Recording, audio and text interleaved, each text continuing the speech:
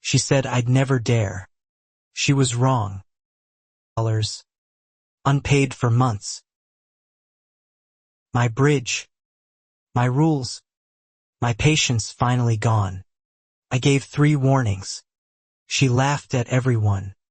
Then one gray Tuesday morning, I cut the cable, and her entire neighborhood woke up stranded.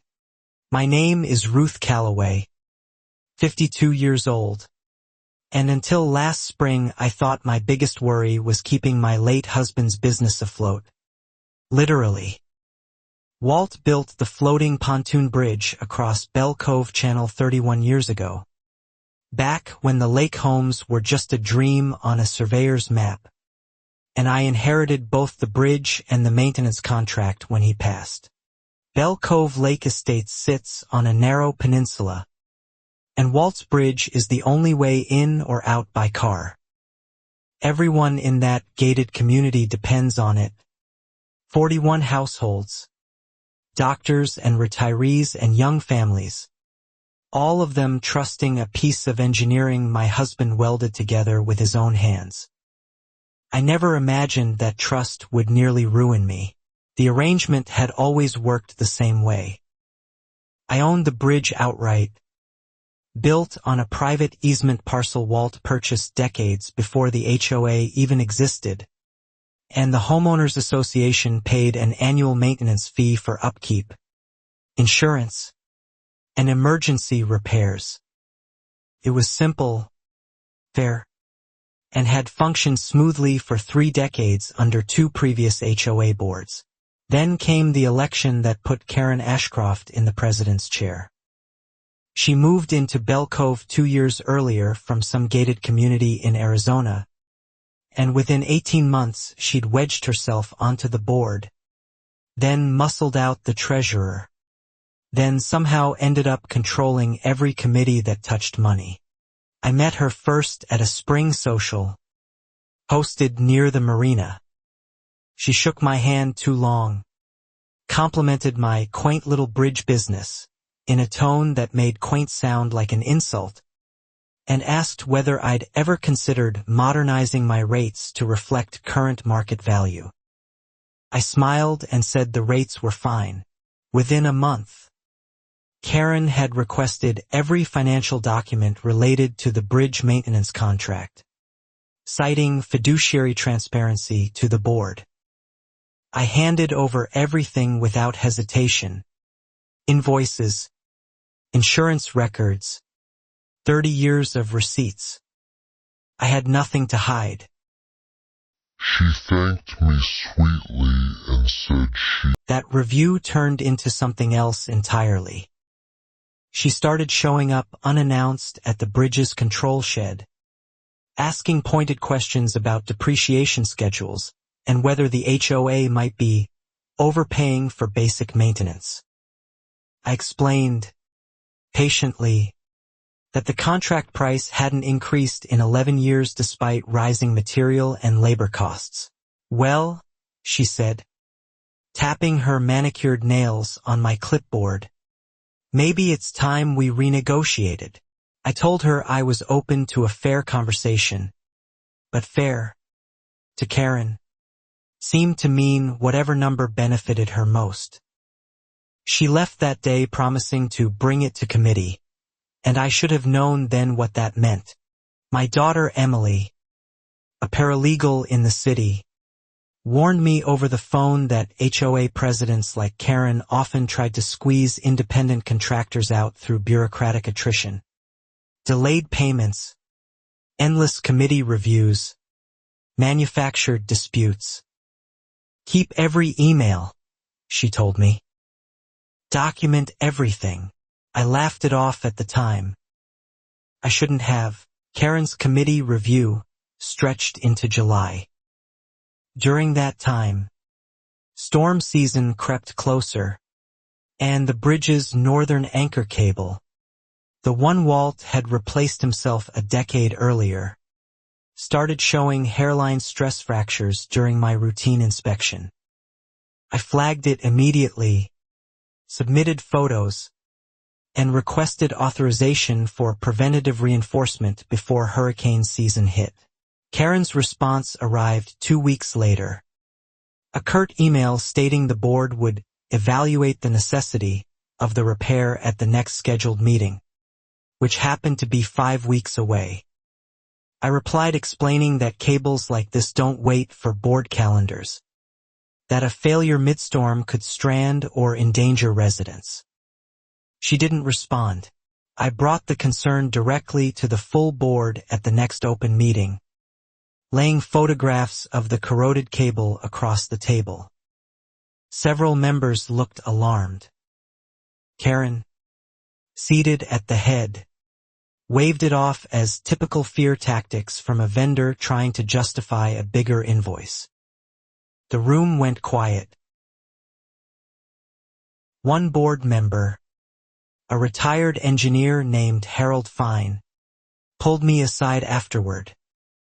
"She does this," he whispered. "Delays anything that costs money unless it benefits her personally.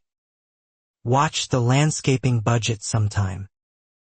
I filed that comment away, not yet understanding how important it would become later. By August, the cable's fraying had worsened, visible now even without close inspection. I sent a formal written notice, certified mail, documenting the safety risk and giving the HOA 30 days to authorize repair before I'd have to restrict heavy vehicle crossings as a precaution. Karen called it an unnecessary escalation in the community newsletter. She published that newsletter without ever mentioning the corroded cable itself. Only that certain vendors were pressuring the board with inflated repair estimates. Residents began messaging me directly, confused and defensive. I realized, for the first time, that Karen wasn't just delaying payment. She was building a public narrative against me. I requested a private meeting to clear the air. She agreed, then canceled twice, then finally sat across from me at a coffee shop in town, sunglasses pushed up on her head like a crown. "Ruth," she said, "I think we both know this bridge contract is outdated. Maybe it's time Bell Cove explored other options." "There are no other options," I told her calmly. "There's no other access road, no other bridge, and no other contractor licensed for floating structures within 60 miles. She smiled thinly and said, "We'll see." I drove home that evening with a knot in my stomach that never fully loosened again. September arrived with the first real storm of the season. Nothing catastrophic, just heavy wind and choppy water, but enough to stress test the aging cable. It held, barely, groaning audibly during the worst gusts. I documented the sound on video and sent it to the entire board, marked urgent, requesting emergency authorization for repair. Karen convened an emergency session, not to approve the repair, but to debate whether my inspection reports were independently verifiable or simply a vendor's self-serving assessment. She suggested hiring a second inspector, at HOA expense, to confirm what 3 decades of my documented maintenance history had already established beyond doubt. I agreed, actually, thinking a neutral third party might finally break the logjam. The inspector she selected turned out to be her husband's golfing buddy, a general contractor with 0 certification in marine or floating structures. His report, unsurprisingly, concluded the cable was likely fine for now and recommended monitoring instead of repair. Harold Fine voted against accepting that report, calling it out publicly as a conflict of interest. Karen accused him of personal bias against fresh perspectives and, incredibly, moved to censure him at the same meeting. 2 other board members abstained rather than side against her. I watched democracy quietly die in a folding chair circle. By early October, the fractures had spread visibly along the cable's outer sheathing. I made the difficult call to post a reduced weight limit on the bridge, restricting delivery trucks and moving vans until repairs were authorized. Karen was livid, calling it an act of sabotage against the entire community in a text message thread. Residents split into camps almost overnight. Some understood the safety concern and thanked me for my caution. Others, coached heavily by Karen's newsletter narrative, accused me of holding the neighborhood hostage for a bigger payday. I'd never once asked for a price increase. I only wanted the repair the contract obligated them to fund. One neighbor, a young mother named Priya, cornered me at the mailbox kiosk in tears, asking if the bridge was actually safe to drive her kids across every morning. I told her the truth. It was stable under normal loads, but I couldn't guarantee it through another major storm without the cable replacement. She looked terrified. That conversation apparently reached Karen within the hour, twisted somewhere along the way into "Ruth is telling residents the bridge could collapse any day." She called another emergency meeting, this time accusing me of spreading panic to manipulate the board into an inflated contract. I sat through it stone-faced, taking notes for my daughter. Emily flew in that weekend, reviewed everything I documented, and her expression darkened with every page. "Mom," she said, "this isn't incompetence. This looks deliberate." She started cross-referencing HOA meeting minutes against the association's public financial filings, something I hadn't thought to do, and found a pattern that made my stomach drop. The maintenance reserve fund, the one specifically earmarked for bridge and infrastructure repairs, had shrunk by nearly 40% over the past 18 months, despite no major infrastructure work being approved in that period. Emily flagged 3 large disbursements coded vaguely as grounds beautification and amenity enhancement. I had no idea what those meant yet. I requested itemized details on those disbursements through the HOA's official records portal, citing my rights as a long-term vendor and easement holder. Karen denied the request outright, claiming vendor status didn't entitle me to internal financial records. Harold Fine quietly told me afterward that even board members were struggling to get straight answers on those line items. The cable finally snapped a support strand entirely during a windstorm in late October. Not catastrophically, but enough that the bridge deck visibly sagged on one side. I closed it immediately to all but emergency foot traffic and issued a formal notice. Full repair, $63,500. Needed within 2 weeks or full closure.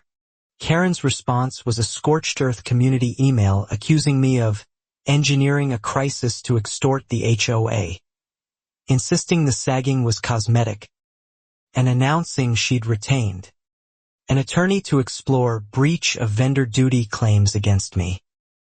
I read it twice, hands shaking, then called Emily, who told me to stay calm and keep documenting everything.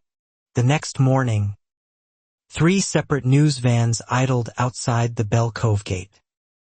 Someone, I never found out who, had tipped off a local reporter about a dangerous bridge dispute trapping residents.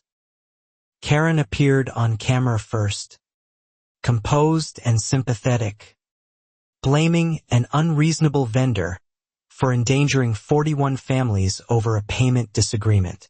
I gave my own statement afterward, calmer than I felt, laying out the safety data, the repair notices, the ignored deadlines. The reporter asked pointed questions Karen clearly hadn't anticipated. including why the HOA's reserve fund had shrunk so dramatically without corresponding infrastructure work. Karen's smile faltered, just slightly, just enough for the camera to catch it. That night, Harold Fine called me privately, his voice low. "There's something you need to see," he said. "But I need you to promise you'll be careful with it." He wouldn't elaborate over the phone, only that he'd found something in the archived meeting minutes that didn't match what he remembered actually happening in the room. We met at his kitchen table 2 days later. Printouts spread between us like evidence in a courtroom drama. The minutes from the March board meeting, the one authorizing emergency landscaping improvements for $18,000, bore Harold's name as a supporting vote. He insisted, flatly, that no such vote had ever taken place. "I wasn't even at that meeting," he said, jabbing his finger at the page. "I was in Ohio visiting my sister. I have the plane ticket to prove it." My pulse quickened. If the minutes were fabricated, that wasn't just financial mismanagement anymore. That was potential fraud. And Karen's fingerprints were all over it. Emily flew back down the following weekend, and the three of us built a timeline across Harold's dining room wall. Sticky notes tracking every suspicious disbursement against board attendance records. A pattern emerged fast. Every large beautification expense coincided with meetings where at least one dissenting voter was mysteriously recorded as absent or supportive. We discovered 4 separate instances where minutes contradicted verifiable facts. Flight records, medical appointments, even a wedding 2 states away. Someone had been quietly rewriting HOA history to manufacture unanimous support for expenditures that, upon closer look, all traced back to vendors connected to Karen's husband's landscaping and pool maintenance business. It hit me then. The twist I hadn't seen coming despite months of watching her stall my repairs. Karen wasn't simply refusing to pay for the bridge out of stubbornness or budget concern. She was diverting the reserve fund into her own family's pockets. And my unpaid invoice was collateral damage in a much larger scheme. I brought this suspicion to my attorney, a sharp, no-nonsense woman named Diane Ochoa who'd handled Walt's estate years earlier. She reviewed everything methodically, then leaned back in her chair. "Ruth," she said, "before we go after the fraud, let's talk about your bridge contract itself. Because I think you're sitting on more power than you realize." Diane pulled the original 1994 easement agreement Walt had filed with the county, the document establishing his private ownership of the land beneath the bridge approach, separate entirely from HOA common property. Buried in Clause 14 was language neither Karen nor, apparently, any HOA board in 3 decades had ever bothered to actually read closely. The clause stated plainly that the easement holder retained the right to restrict or suspend access in the event of documented non-payment for contracted maintenance obligations exceeding 90 days, provided written notice was given. A given notice. In writing. Certified. Every single one. Confident I'd never actually used the leverage. "You're not just a vendor," Diane said, sliding the document across the table. "You're a landowner with a legally recorded right to control access to your own property. She's been treating you like hired help this entire time, but the law sees you as something closer to a gatekeeper. That changes everything about how we proceed." I sat with that revelation for days, turning it over like a stone in my pocket. Part of me recoiled at the thought of stranding 41 households, innocent families who had nothing to do with Karen's scheming, just to make a point. But another part of me, the part Walt had built alongside that bridge, refused to be bullied any longer. Diane drafted a formal, final notice, citing the exact easement clause, giving the HOA 14 days to remit the full $63,500 or face restricted access under the terms Walt himself had written into the original deed. We sent it certified, with a copy to every board member individually, not just Karen. Karen's reply came within hours, dripping with condescension, accusing me of threatening vulnerable homeowners and promising to file for an emergency restraining order preventing any bridge closure. Diane read the email and actually laughed. "She's bluffing," she said. "A restraining order needs a judge to believe there's irreparable harm. The county records are on our side." Word of the 14-day notice spread through Bell Cove like wildfire, and this time the reaction split even more sharply. Priya, the young mother, sent me a message that simply read, "Do what you have to do. We trust you." Leaving angry notes on my truck, one even keying the door panel. Karen, sensing the ground shifting beneath her, tried a new tactic entirely. She showed up unannounced at my house on a Sunday evening, offering, out of nowhere, to personally write a check for the repair to avoid all this unpleasantness, provided I signed a non-disclosure agreement about the HOA's financial records. I nearly laughed in her face. "You want me to stay quiet about missing reserve funds in exchange for money you should have paid months ago anyway?" I asked her directly on my own porch. Her composure cracked for just a moment, that same flicker I'd seen on camera weeks earlier, before she rearranged her face into practiced calm and left without another word. I called Diane immediately afterward, describing the bizarre visit. "That's not generosity," Diane said. "That's panic. And she's trying to buy your silence before it does." I realized then that Karen might already suspect Harold had found the falsified minutes, and that changed how carefully we needed to move going forward. The 14-day countdown ticked forward while I quietly gathered more documentation, cross-referencing every beautification invoice against actual visible landscaping work around Bell Cove.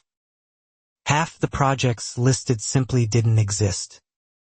No new plantings, no renovated common areas, nothing matching the tens of thousands of dollars supposedly spent improving grounds nobody could point to.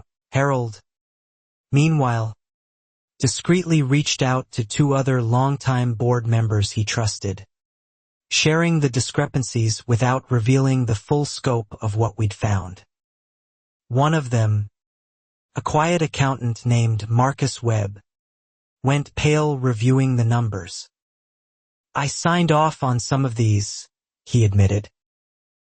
"I trusted the summaries Marcus agreed to pull the underlying vendor invoices directly rather than relying on Karen's board summaries going forward.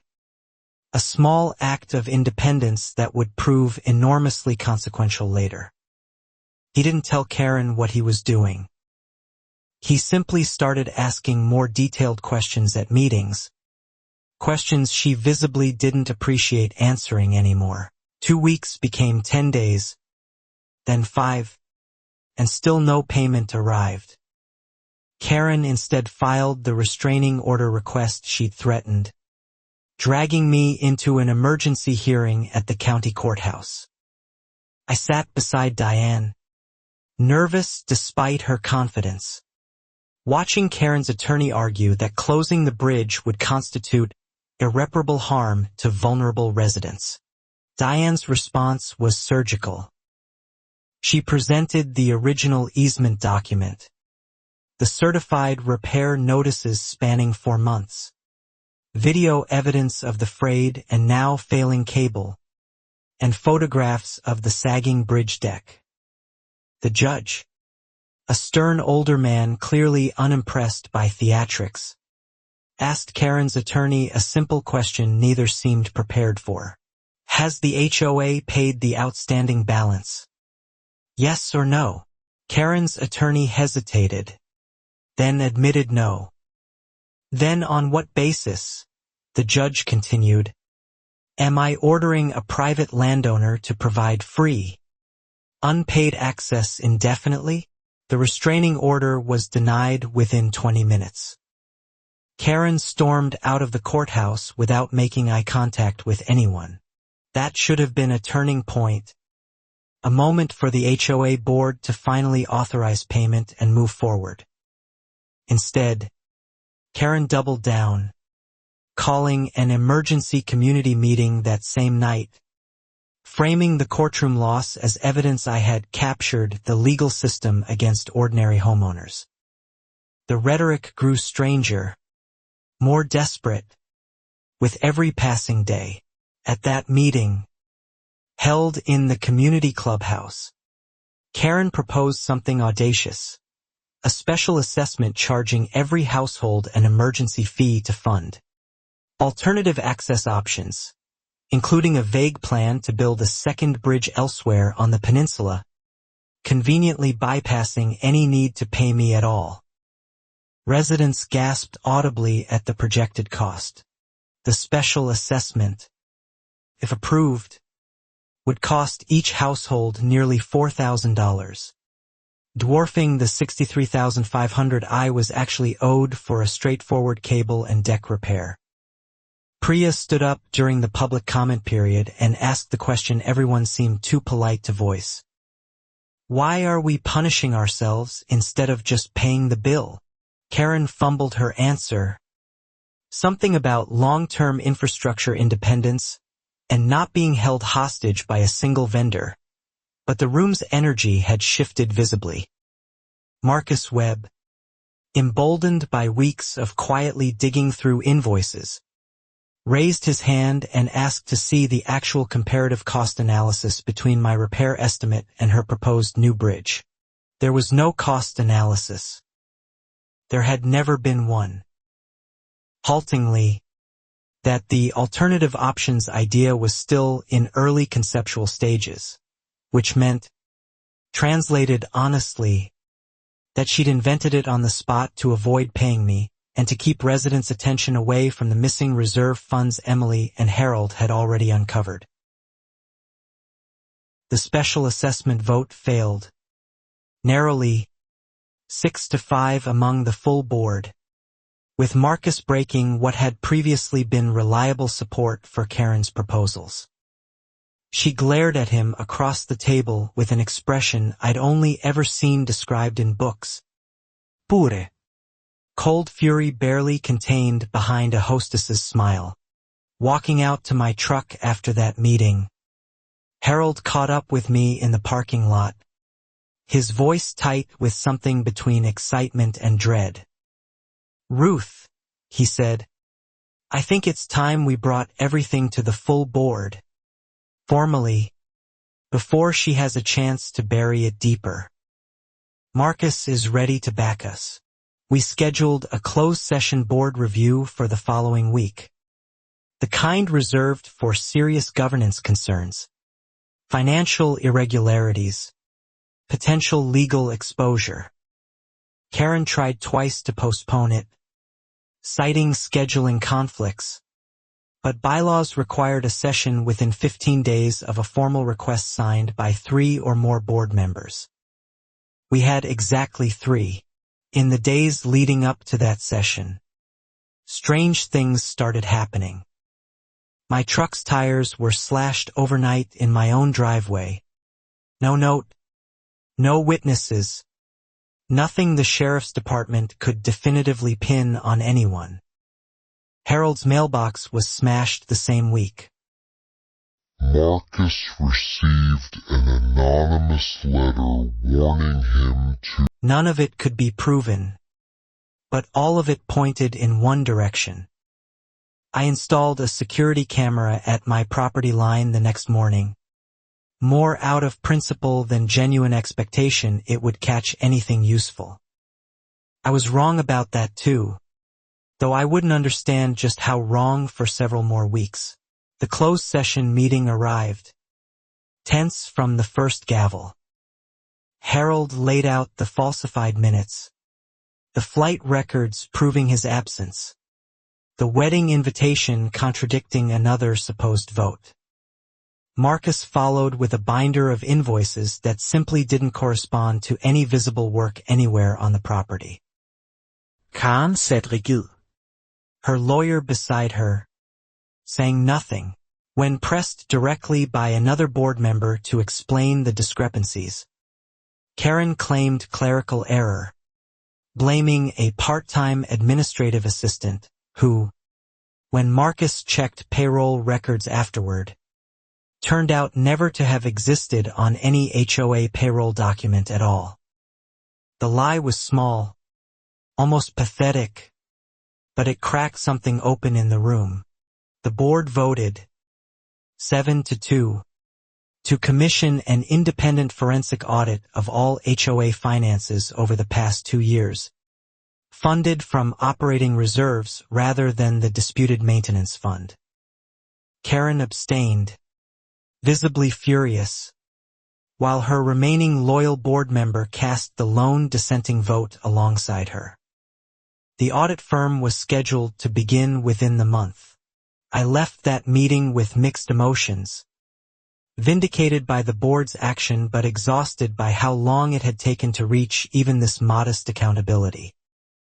My bridge remained unpaid, still restricted to light traffic only, still slowly deteriorating with every passing week the repair went unfunded. Winter was approaching, and with it, harsher storms.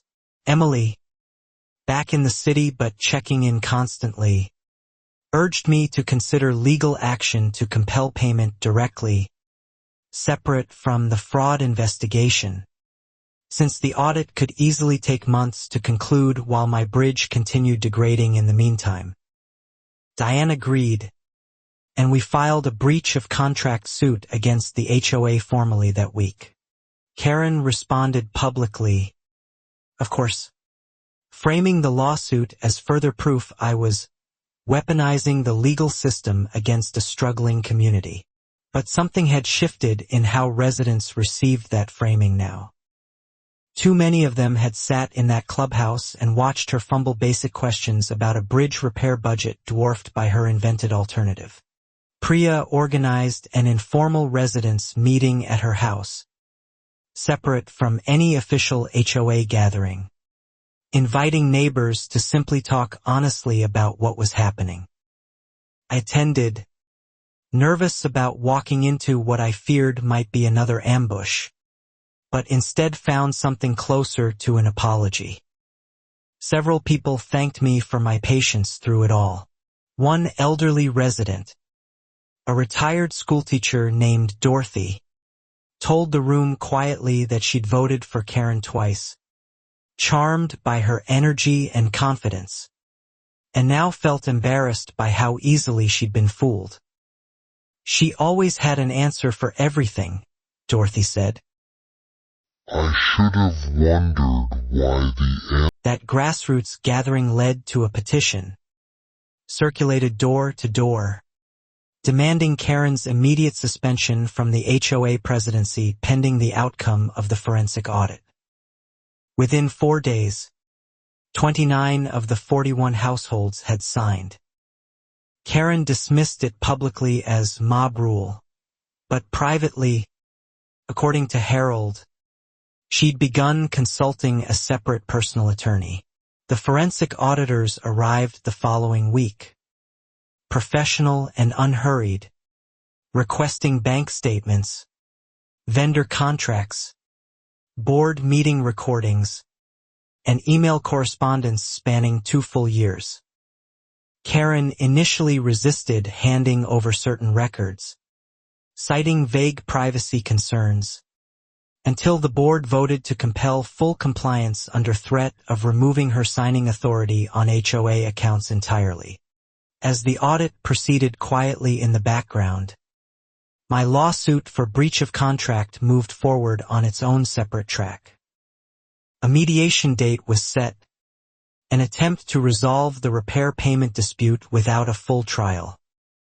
Diane felt confident, citing the ironclad easement clause and the mounting documentation of ignored repair notices. The mediation session, held in a sterile conference room downtown, lasted barely 90 minutes. Faced with the easement clause, the certified notices, and video evidence of the failing cable, the HOA's insurance-appointed representative recommended immediate settlement rather than risk a public trial that could expose even more of the association's financial irregularities. A tentative agreement emerged. Full payment of the $63,500, plus a modest penalty for the delay, contingent on final board ratification at the next open meeting. For the first time in months, I allowed myself a small, cautious breath of relief. It wouldn't last nearly as long as I hoped. Winter settled over the lake in earnest. Gray skies pressing low over still water, and Bell Cove entered a strange, uneasy quiet. The audit continued behind closed doors. My lawsuit sat pending board ratification. Karen kept a lower profile publicly, though residents reported she'd been overheard arguing loudly on the phone near the marina. I used the lull to finally start sourcing materials for the eventual repair, working with a marine engineering supplier 2 counties over to secure the specialized cable and anchor hardware Walt's original design required. Prices had risen since my last major project, but the supplier, an old friend of Walt's, gave me a fair rate out of respect for his memory. Emily flew down again for Thanksgiving, and for one brief weekend, Bell Cove felt almost normal again. We walked the shoreline near the bridge together, watching the pontoons shift gently under the current. And she asked me, half joking, whether I regretted ever letting the dispute escalate this far. I told her honestly that I didn't. Walt built something that mattered to people, I said. I wasn't going to let someone like Karen turn that into just another line item she could manipulate for her own benefit. Emily squeezed my hand and said nothing for a while. Just watched the water with me the way her father used to. The calm shattered 2 days after Thanksgiving. Karen requested an emergency closed session, claiming new information had come to light that threatened the settlement agreement entirely.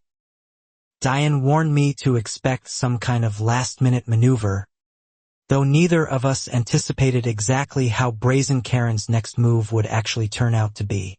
At that session, Karen produced a document, allegedly a decades-old amendment to the original easement agreement, supposedly signed by Walt himself, granting the HOA permanent free access rights in exchange for a one-time payment made in 1998. If genuine, it would have gutted my entire legal position. My hands went cold looking at it. Diane requested time to authenticate the document before any board action. And the board, still wary after everything Harold and Marcus had already uncovered, granted a 2-week delay. I spent that fortnight in a state of quiet dread, wondering whether Walt had signed something decades ago that I simply never knew about. Diane hired a forensic document examiner, the same kind used in contested will disputes, to analyze the paper, ink, and signature against verified samples of Walt's handwriting from the same era.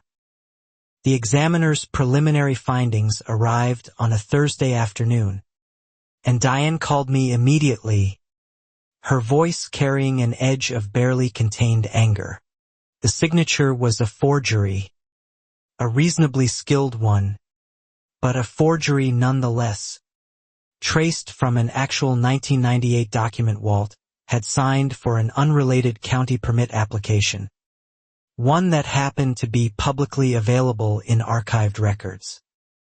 Someone had copied his signature stroke for stroke and grafted it onto a fabricated amendment. Even more damning, the paper itself tested as manufactured well after 1998, containing a brightening agent not introduced into common printer paper stock until the mid-2000s. Whoever forged the document had gotten the signature right but overlooked the chemistry of the paper it was printed on. It was, Diane said, an almost amateur mistake. We brought the findings back to the board, alongside a formal request for a criminal referral regarding document forgery, layered now atop the existing forensic audit into missing reserve funds. Karen, confronted directly, claimed she'd simply received the document from an anonymous source and never personally verified its authenticity before presenting it. Nobody in that room believed her, not even, judging by his expression, her one remaining loyal ally on the board. The forgery attempt, so clumsy in hindsight, revealed just how desperate Karen had become, willing to fabricate evidence implicating my late husband rather than simply admit the HOA owed money it had already spent elsewhere. That desperation, I would later understand, stemmed from something even bigger than the bridge dispute itself. The forensic audit, still quietly working through 2 years of financial records, had begun uncovering a pattern far larger than a few padded landscaping invoices, one that reached into territory Karen clearly never expected anyone to examine. The auditors requested a follow-up interview with Karen's husband, Gregory Ashcroft, whose landscaping and pool maintenance company had received the bulk of the questionable beautification payments. Gregory, unlike his wife, was far less composed under direct questioning, and within that single interview, the true scope of what had been happening finally began to surface. Gregory admitted, haltingly, that his company had indeed received payments for work either grossly overbilled or never actually performed at all, but insisted the arrangement was entirely Karen's doing, that he'd simply invoiced whatever amounts she instructed him to submit, trusting his wife's role as HOA president to keep everything properly authorized and legitimate. The auditor's preliminary report, delivered to the full board in a sealed closed session packet, estimated total misappropriated funds at just over $211,000 across 2 years, funneled through a combination of inflated landscaping invoices, fabricated beautification projects, and, most damning of all, a personal pool renovation disguised as a community amenity upgrade. That last item hit hardest for residents once word eventually spread. Karen had used roughly $31,000 of HOA reserve funds to help finance a private pool resurfacing and heater installation at her own home, coded in HOA records as clubhouse amenity enhancement, despite Bell Cove's actual community pool never once being touched during that period. Marcus, reviewing the itemized breakdown late one night, told me afterward that his hands had actually been shaking by the time he finished reading it. "We trusted her with our money," he said. "All of us. Heat her own swimming pool while telling you the bridge repair wasn't a priority." The board voted unanimously, even her remaining ally finally breaking ranks, to suspend Karen's presidency immediately pending further investigation, and to refer the entire matter to the county district attorney's office for potential criminal charges.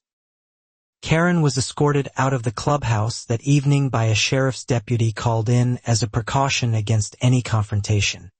I expected relief, watching from my truck window as she left the building, jaw tight, Sunglasses on despite the overcast sky. Instead, I felt something closer to exhaustion. The kind that settles into your bones after months of fighting simply to be paid fairly for work everyone had once considered routine and uncontroversial. The relief, when it finally came, arrived quietly rather than dramatically. The interim board, led now by Harold as acting president, ratified the original settlement agreement within days, releasing full payment for the bridge repair along with the agreed penalty for delay. The check cleared my account on a cold Wednesday morning in early December. I hired my crew the same week, working through freezing temperatures to replace the corroded cable, reinforce the anchor points, and repair the sagging deck sections before the worst of winter storms arrived. Residents watched from their porches as the work progressed, several stopping by with coffee and quiet apologies for how they treated me months earlier. Priya brought her kids down one afternoon to watch the new cable get threaded through the tension pulleys, explaining to them in simple terms how the bridge worked, how Ruth's husband had built it, how important it was to fix things properly instead of cutting corners. Her older daughter asked if she could help. I let her holdt T-level. But the story, I would soon learn, wasn't quite finished yet, because the district attorney's investigation into Karen's misappropriated funds uncovered a thread nobody, not Harold, not Marcus, not even Diane, had fully anticipated. One connecting Karen's actions at Bell Cove to a pattern stretching well beyond our small lakeside community entirely. Investigators discovered that Karen had served on HOA boards at 2 previous communities before moving to Bell Cove, both in different states, and both had experienced eerily similar financial irregularities during her tenure, unexplained reserve fund depletions, vendor disputes involving essential infrastructure, and convenient departures shortly before any formal audit could be completed. At her previous community in Arizona, a private water treatment contractor had gone unpaid for nearly a year under circumstances almost identical to my own, ultimately forced into a costly legal battle before recovering partial payment. Karen had resigned from that board just 3 months before the contractor's lawsuit was finally settled, moving cross-country shortly afterward. This wasn't, investigators now understood, an isolated lapse in judgment or a one-time desperate scheme. This was a pattern, deliberate and repeated, of infiltrating HOA leadership positions, diverting community funds toward personal benefit, and manufacturing conflict with essential vendors to obscure the financial gaps until she could relocate before consequences fully caught up with her. Karen, turned out, had also been quietly positioning herself for a seat on the regional state HOA council, a volunteer oversight body with surprising influence over homeowner association governance standards across the entire county, campaigning on a platform of financial accountability and vendor transparency. The irony was almost too absurd to process at first. Her candidacy announcement, made just weeks before the fraud fully unraveled, had already been picked up by a regional homeowners newsletter with modest circulation but real influence among HOA boards across 3 counties. Once the Bell Cove scandal broke publicly, that same newsletter ran a follow-up piece with a considerably less flattering headline. Local news, having covered the initial bridge dispute months earlier, returned with renewed interest once the fraud allegations and forged document came to light. A reporter named Denise Okafor, the same one who'd interviewed me back in October, requested a follow-up sit-down, this time with considerably more pointed questions about the scale of what had happened. I agreed to the interview, though Diane cautioned me to stick carefully to verified facts and avoid speculation about the ongoing criminal investigation. I described the timeline honestly: the ignored repair notices, the courtroom denial of Karen's restraining order, the forged easement document, the eventual audit revealing the misappropriated funds. The story aired that Sunday evening. The response was immediate and, frankly, overwhelming. Other HOA boards from Karen's previous communities reached out to Bell Cove's interim board, sharing their own documentation, comparing notes, building a broader case that regional investigators began treating as a genuine pattern of serial financial misconduct rather than an unfortunate isolated incident at one lakeside community. Gregory Ashcroft, facing his own potential liability for knowingly submitting inflated invoices, agreed to cooperate fully with investigators in exchange for reduced charges, providing detailed records of every payment his company had received from Bell Cove and, more damningly, similar arrangements from Karen's 2 previous HOA postings in other states. Karen, through her attorney, initially maintained her innocence, characterizing the entire situation as a series of unfortunate misunderstandings and accusing Harold, Marcus, and myself of orchestrating a coordinated smear campaign against her. Nobody outside her immediate circle seemed to find that framing remotely credible anymore. Not after the forged document. Not after Gregory's cooperation. The county prosecutor's office formally charged Karen with multiple counts: embezzlement, forgery of a legal document, and filing false statements to a governmental body regarding the fraudulent easement amendment she'd submitted during the board proceedings. Her arraignment date was set for late January, generating enough local interest that Denise Okafor planned to cover it in person. Christmas arrived quietly at Bell Cove that year, the newly repaired bridge sturdy beneath a light dusting of snow, residents crossing it freely for the first time in months without weight restrictions or nervous glances at the deck. Priya organized a small gathering at the clubhouse, inviting me as something close to a guest of honor. I felt strange accepting that role, uncomfortable with the idea of being celebrated for simply insisting on being paid fairly for honest work. But Dorothy, the retired schoolteacher, pulled me aside during the gathering and told me something that stuck with me long afterward. "You didn't just fix a bridge," she said. "You fixed our trust in each other." Harold, still serving as interim president while a permanent replacement election was organized for spring, thanked me publicly during the gathering, acknowledging how close the community had come to losing its only access route entirely because of one person's greed and manipulation. Several residents apologized directly to me, unprompted, for believing Karen's version of events for so long. Marcus, standing near the punch bowl, admitted quietly that he still felt guilty for how long he'd trusted Karen's financial summaries without independently verifying anything himself. "I should have asked harder questions from the start," he said. I told him what mattered now was that he'd ask them eventually, and that his courage had mattered enormously in the end. January brought Karen's arraignment, a brief, procedural affair where she pleaded not guilty to all charges through her attorney, setting the stage for a trial expected sometime in late spring or early summer. Denise Okafor's coverage that evening included footage of Karen leaving the courthouse, considerably less composed than she'd appeared on camera months earlier.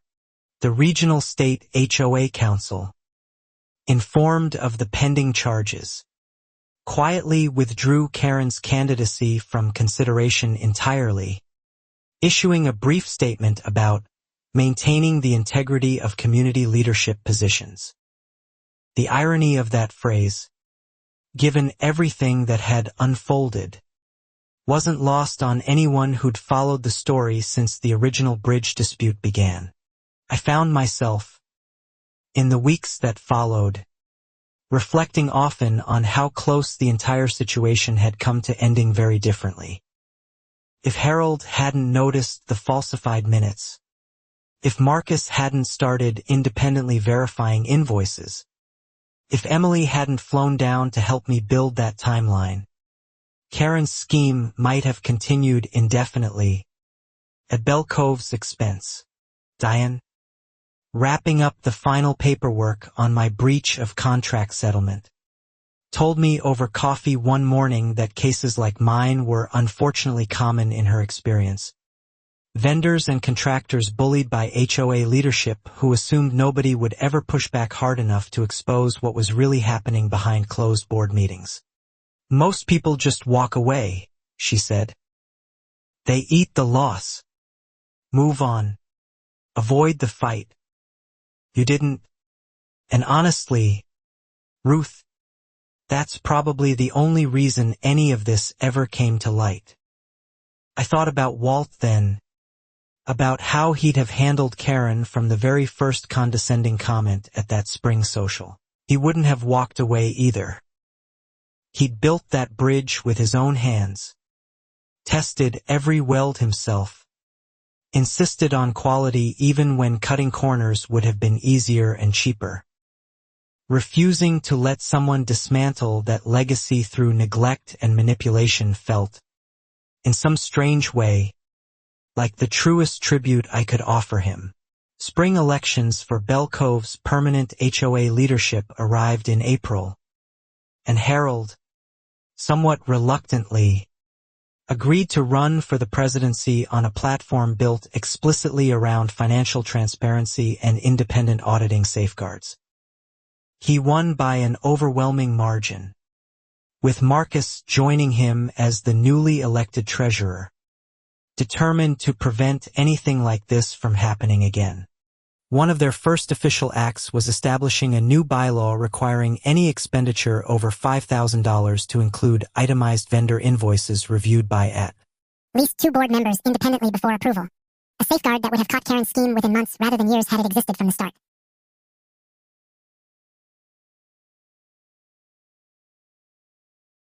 The bridge itself, fully repaired and reinforced beyond even its original specifications, weathered a severe spring storm in May without incident, the new cable holding steady through winds that would have almost certainly snapped the old corroded one entirely. Residents crossed it that week with a confidence I hadn't seen at Belle Cove in over a year. Karen's trial began in June, drawing modest but steady local attention. Denise Okafor covering nearly every session for the regional news outlet. I testified on the second day, walking the jury through the timeline calmly, the same way I'd explained it to the original reporter months earlier, letting the documentation speak for itself. Gregory testified as well, under his cooperation agreement, describing in flat, resigned detail how Karen had directed every fraudulent invoice, every fabricated project, every dollar diverted toward their own home improvements while the community's essential infrastructure crumbled around residents who trusted her to manage their shared resources responsibly and honestly.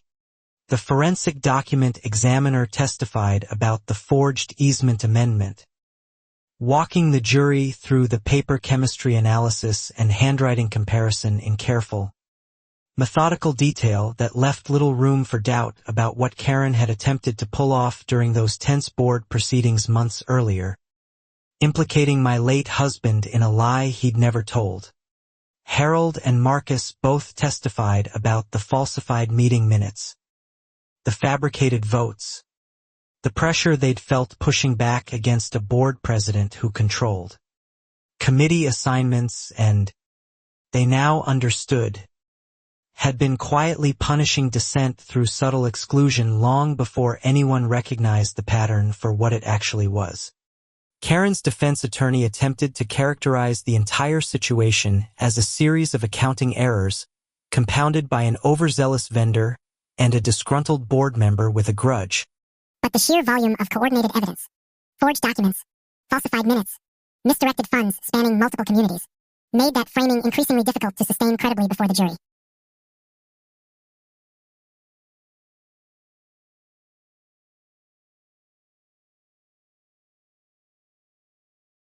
The trial lasted 11 days total.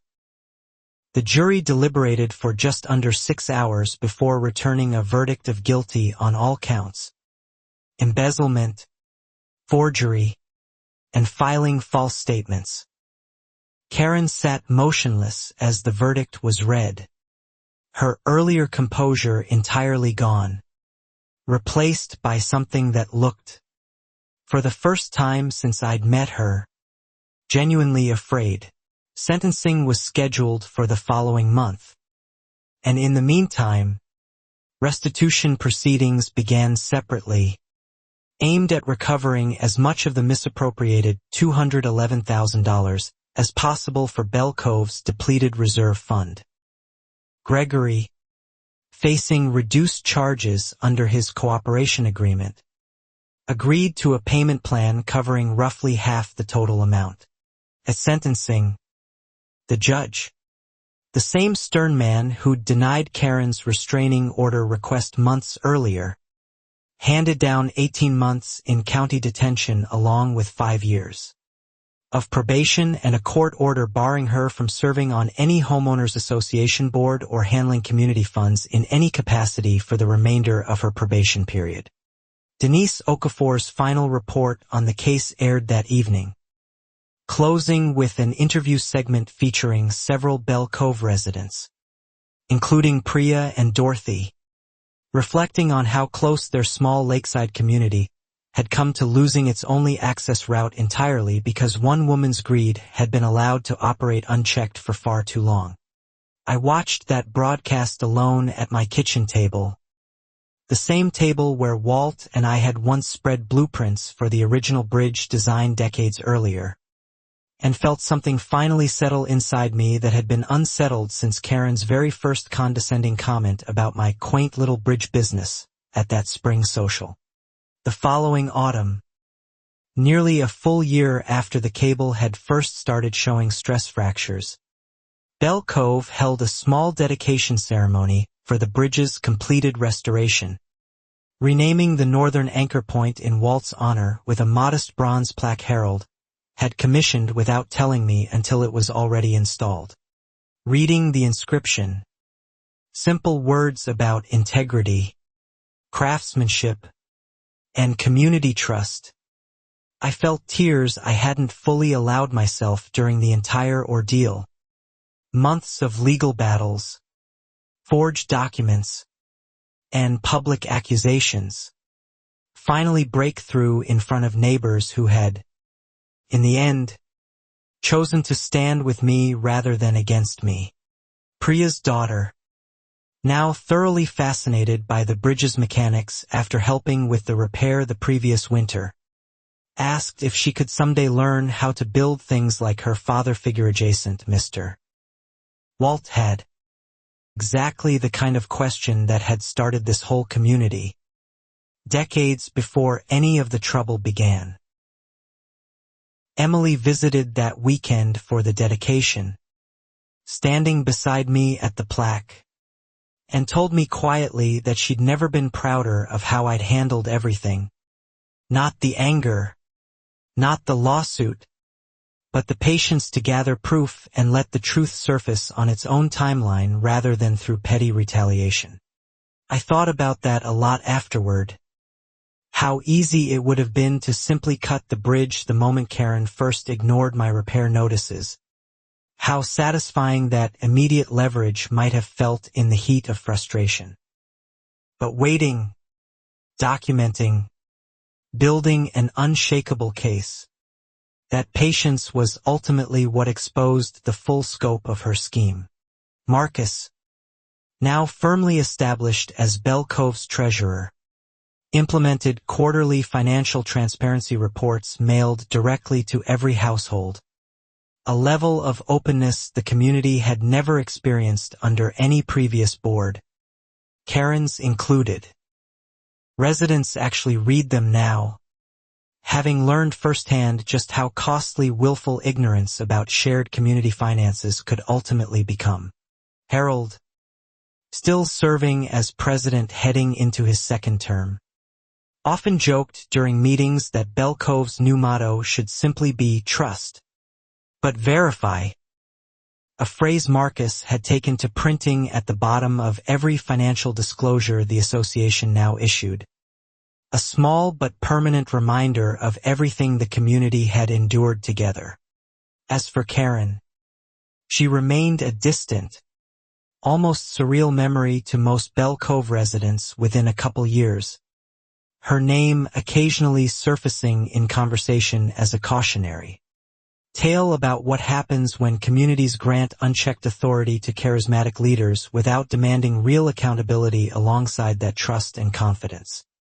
I never spoke to her again after the sentencing hearing, though I heard secondhand, through Gregory's ongoing restitution payments processed by the county, that she'd eventually relocated once more.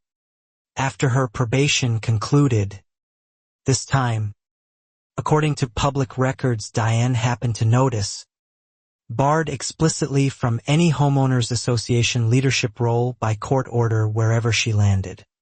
The bridge still stands today, sturdier than it's ever been, carrying residents across Bell Cove's channel every single morning without a second thought about its reliability.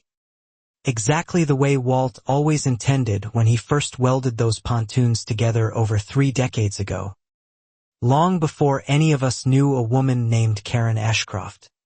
Looking back now, I understand the entire ordeal taught me something Walt himself used to say constantly during his years building things with his hands. A structure is only as strong as its weakest connection point.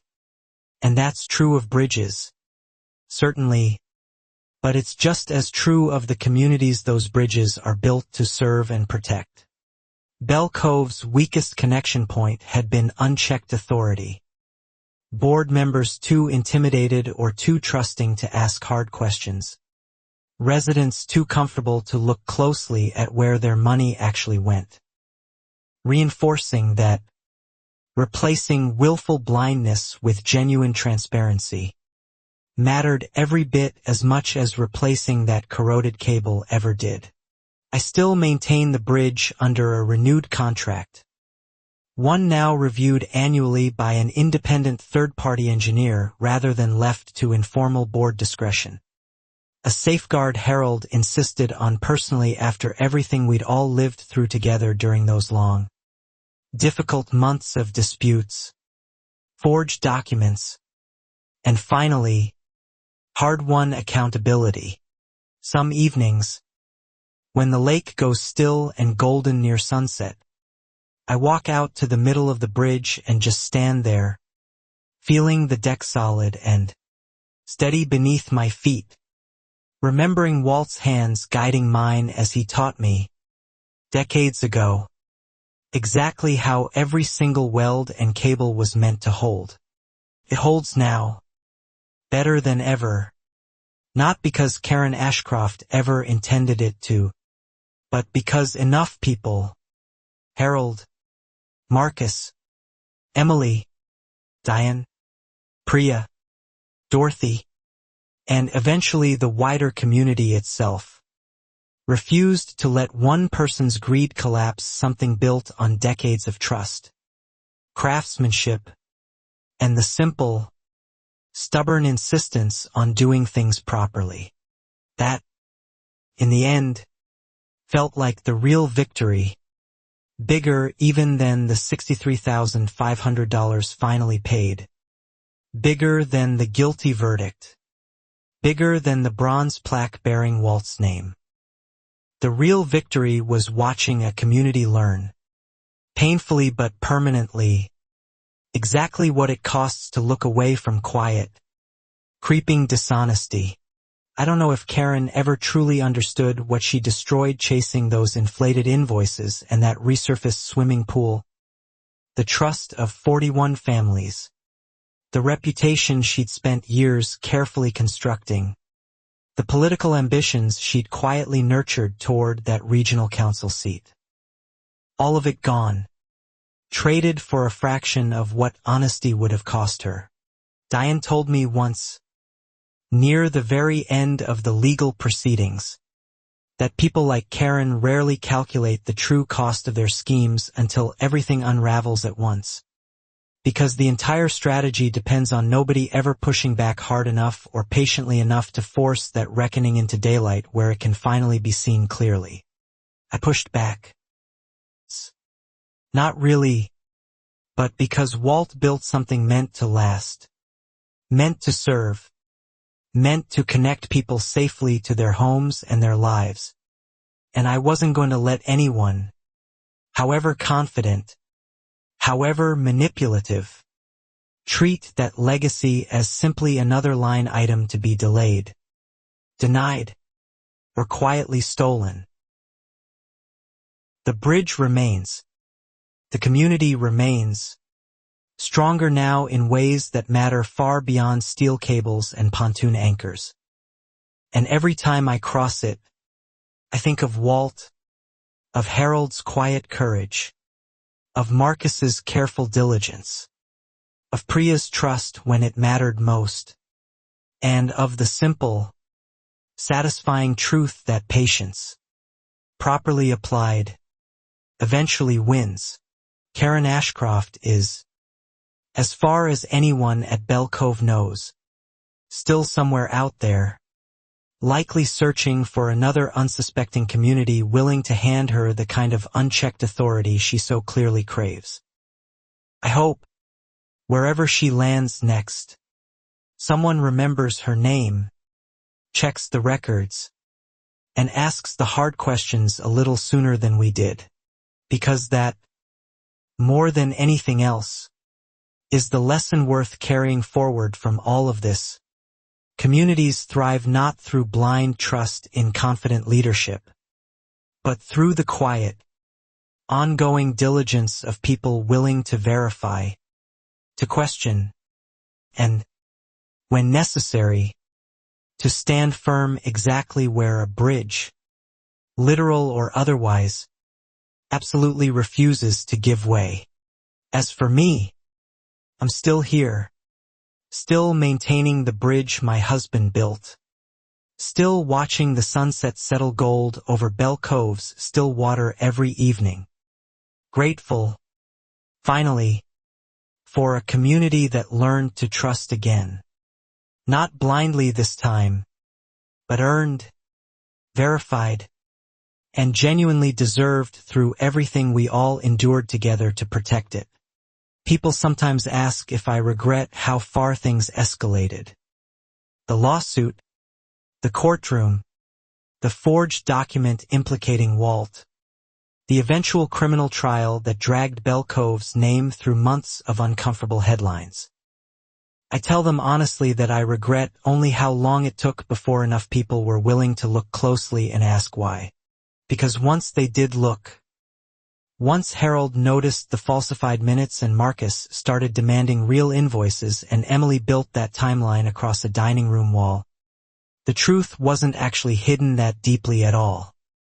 It was sitting right there in plain sight, waiting for someone patient enough and stubborn enough to finally pull the thread. Pulled it.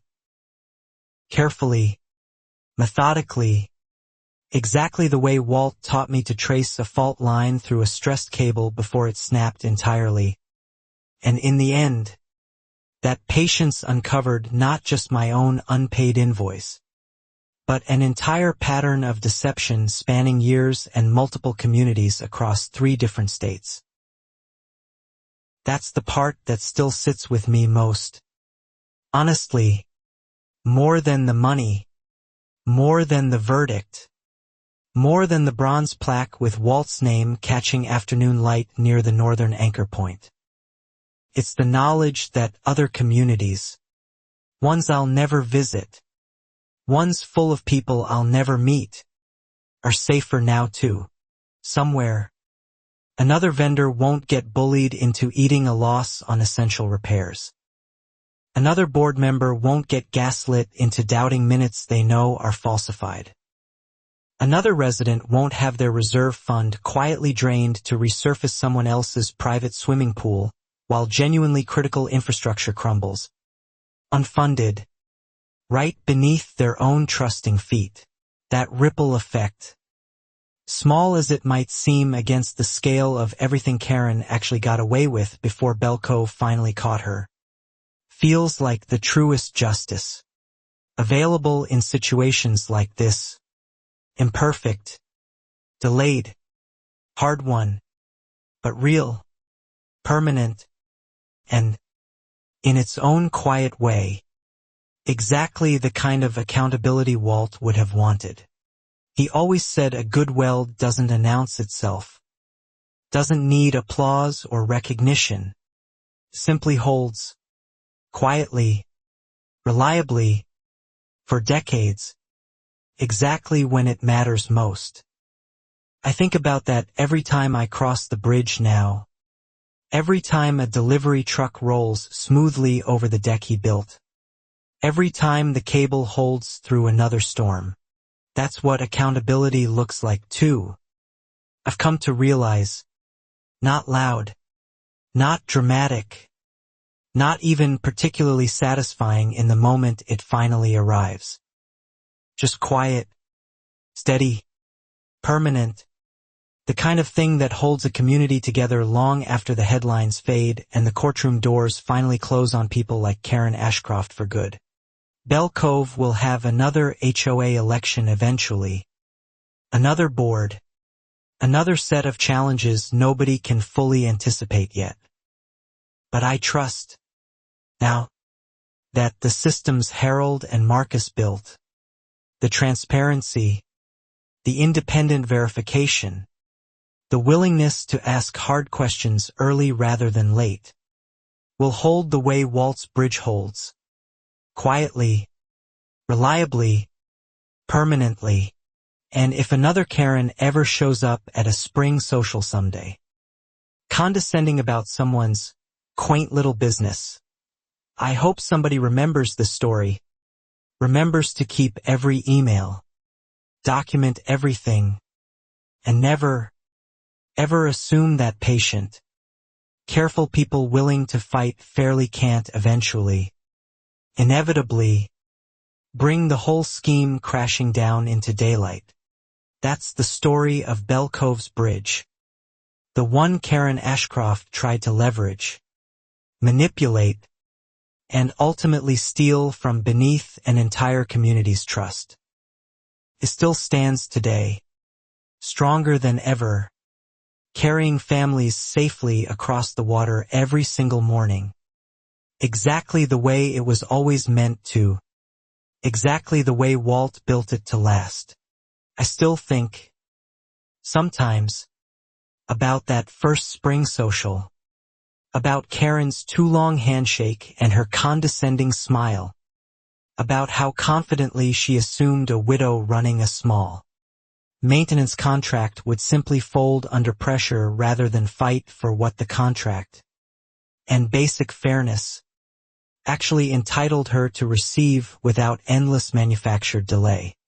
She was wrong about that, fundamentally wrong, in a way that eventually cost her far more than $63,500 ever could have. It cost her the community's trust, her political ambitions, her freedom for 18 months, and, perhaps most permanently, any future opportunity to hold authority over other people's shared resources ever again. I didn't set out to destroy anyone's life when I first flagged that corroded cable back in August. I only wanted a safe bridge and a fairly paid invoice.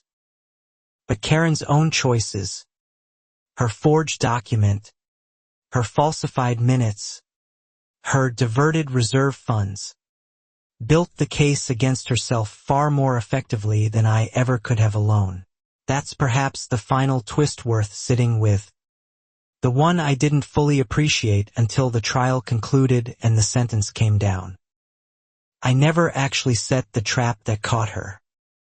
She built it herself. Invoice by inflated invoice. Forged signature by forged signature. Over years of assuming nobody would ever look closely enough to notice.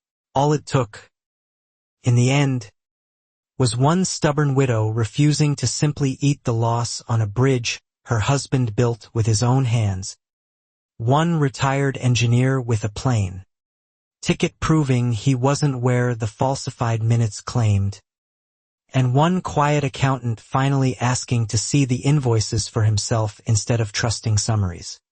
Small acts of stubborn integrity, multiplied across a handful of people willing to keep pushing when it would have been so much easier to simply look away, brought down a scheme that had already survived 2 previous HOA communities entirely unchecked.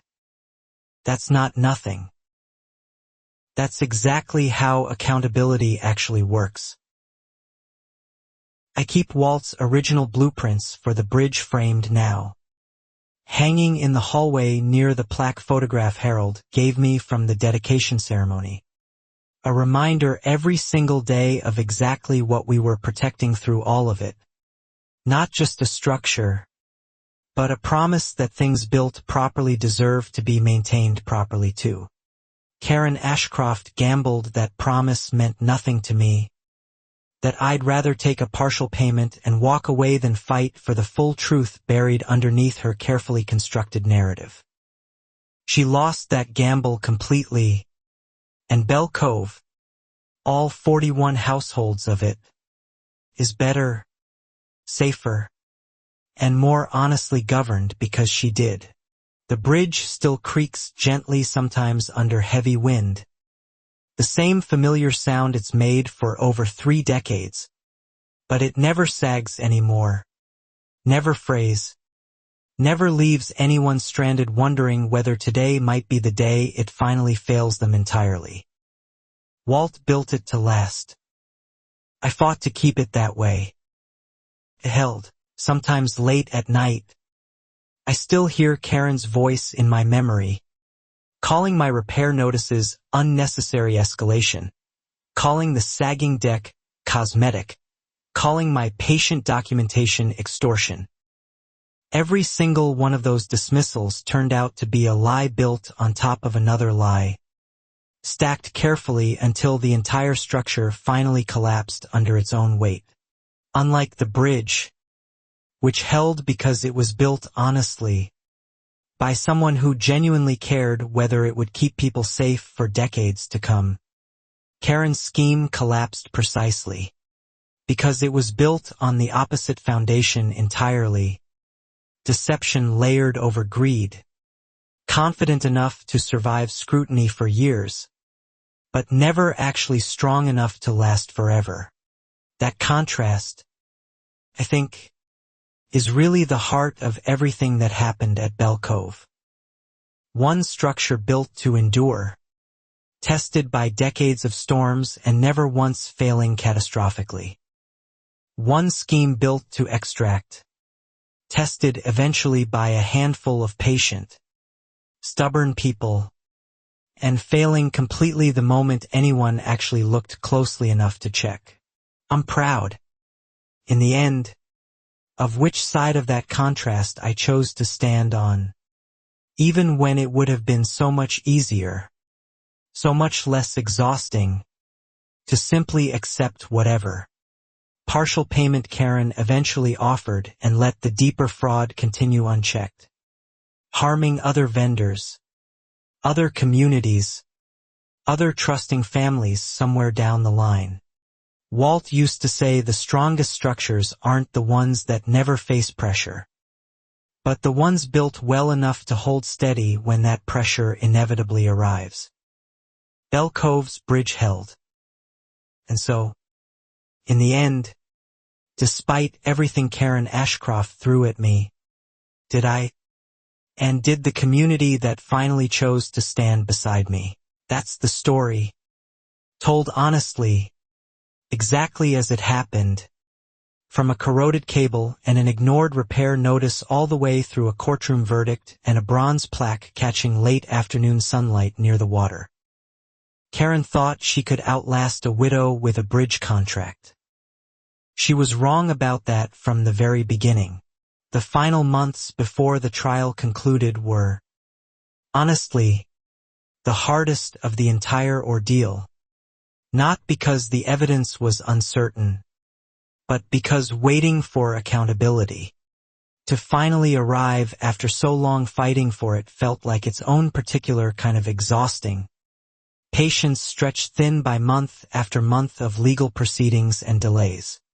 Diane reminded me constantly during that stretch that thorough cases take time, that rushing toward premature conclusions only gives skilled defense attorneys room to exploit gaps in documentation.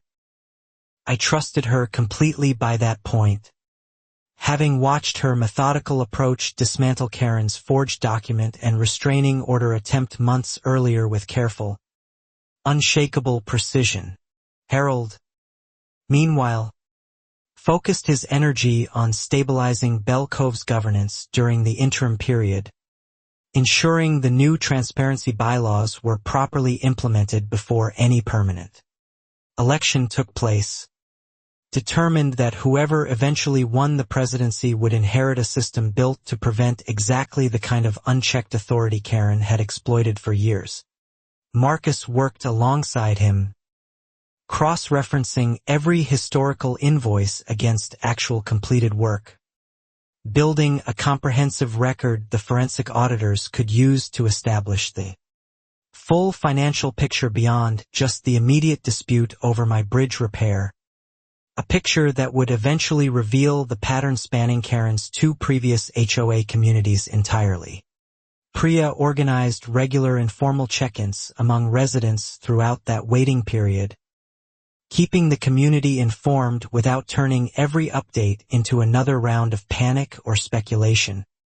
The steady, grounded presence that helped Bell Cove hold together through months of uncertainty about exactly how the legal proceedings would ultimately resolve themselves. Dorothy, for her part, became something of an unofficial historian for the whole ordeal, keeping careful notes on every board meeting, every public statement, every shift in community sentiment, determined that whatever happened next, Bell Cove would have an honest record of exactly how close they'd come to losing their only bridge entirely. I found myself leaning on all of them more than I ever expected to during those final tense weeks. People who'd started as neighbors, acquaintances, occasional faces at community gatherings, but who'd become, through shared adversity, something closer to genuine allies in a fight none of us had ever anticipated having to wage together. Emily flew down twice more before the trial concluded, once to help me prepare my testimony with Diane, and once simply to sit with me through the anxious final days before the jury's verdict arrived, reminding me gently that regardless of the outcome, the truth was already documented, verified, and permanently part of the public record. That reassurance mattered more than she probably realized. Because despite everything, the forged document, the falsified minutes, the misappropriated reserve funds, some deep, exhausted part of me still worried Karen might somehow talk her way out of consequences entirely, the same way she talked her way through so many earlier confrontations at Bell Cove. She didn't. Painstakingly gathered by Harold, Marcus, Emily, Diane, and the forensic auditors together, proved simply too overwhelming, too thoroughly documented, too consistently corroborated across multiple independent sources for even her most confident deflections to overcome once the case finally reached a jury willing to look at it honestly. Watching that jury file back into the courtroom after 6 hours of deliberation, I remember gripping Emily's hand so tightly my knuckles went white, remembering every single moment of the ordeal at once. The frayed cable, the courthouse hearing, the forged document, Gregory's testimony, all of it converging toward whatever verdict was about to be read. Guilty. Guilty.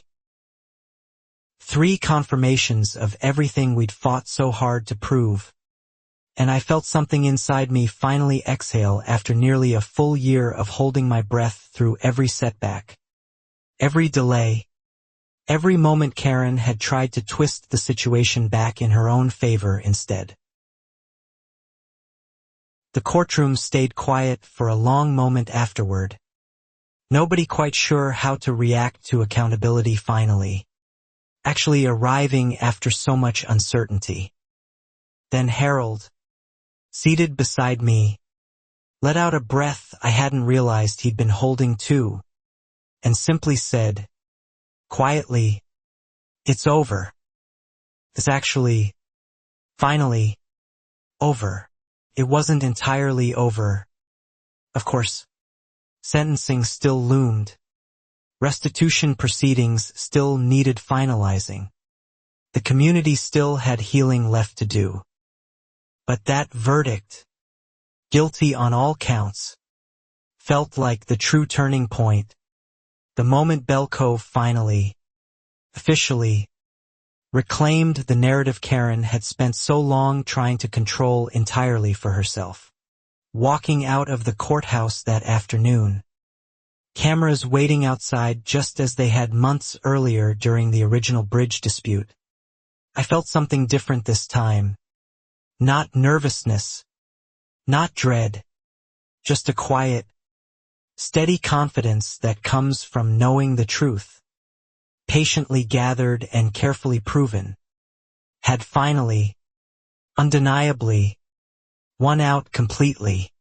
Denise Okafor asked for a brief statement, and I gave one, simple and honest.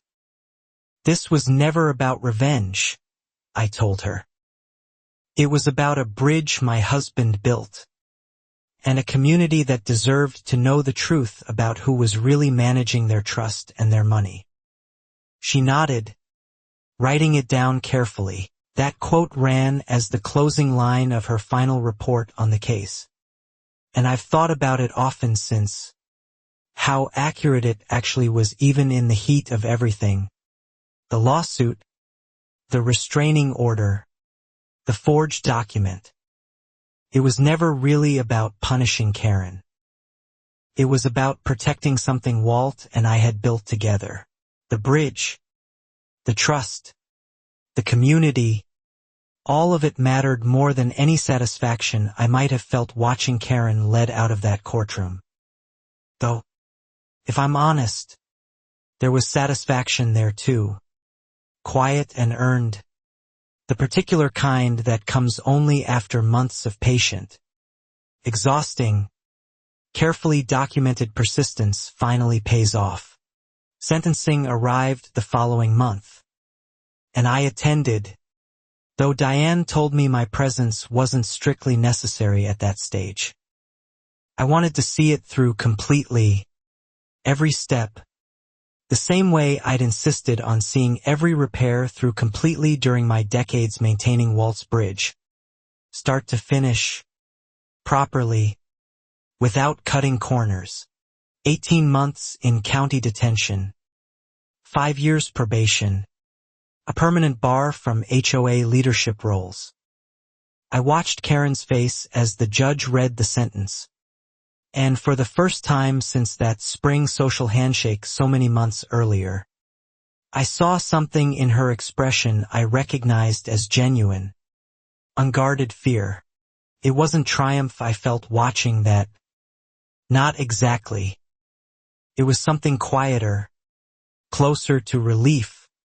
The specific relief of watching a system that had failed Bell Cove for so long finally actually function the way it was supposed to, protecting a community's trust rather than allowing it to be exploited indefinitely by someone charming and confident. Restitution proceedings continued for months afterward. Slow and bureaucratic, but steady, Gregory's payment plan chipping away at the misappropriated funds, while separate proceedings targeted whatever assets Karen herself retained. Bell Cove's reserve fund would never fully recover every dollar lost. But the transparency safeguards Harold and Marcus built ensured nothing like it could happen again. I returned to my normal routine eventually, inspecting the bridge weekly, coordinating with the new independent engineering reviewer Harold had insisted on, watching residents cross safely every single day without a second thought about the structure beneath their tires. Exactly the quiet, unremarkable normalcy Walt had always intended his bridge to provide. That normalcy, hard-won and genuinely earned, felt like its own kind of victory, maybe the truest one available after everything Bell Cove had endured together.